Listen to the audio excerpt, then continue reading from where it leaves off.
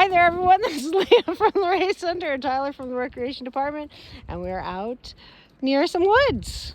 Yes, we are near some trees, and we can hear some sounds.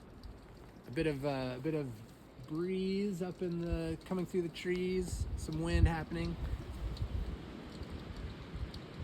Hopefully, the microphone on the iPhone picked that up, and you can hear that there is in fact a breeze. But when it is colder out, there are lots of other sounds that you may hear. When, like last week when it was negative 108 degrees on top of Mount Washington, you're unlikely to hear much except the wind because it was blowing 120 miles an hour. But if you were down in the valley and it was negative 20 or negative 15, anytime it's below zero, really, and you go outside and you're near some trees, you may hear some loud pops and cracks and things like that. And those are, like tissue in the tree expanding and doing all sorts of stuff, and we'll talk about that more later. But you may also feel shaking, and there is a phenomenon which is sometimes referred to as frost quakes or ice quakes.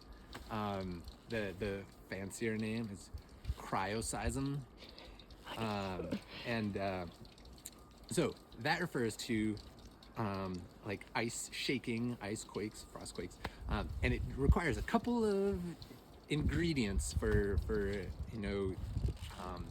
to make them more likely to happen. Number one is a low amount of snow cover. And so this year, unfortunately, we're kind of set up for that. Actually, here in the valley, this is probably enough snow to insulate the ground. So when there's not much snow, then the ground, the soil, and the water in the soil is much more subject to the temperature fluctuations of the atmosphere. The snow insulates, so the ground stays at a more constant temperature.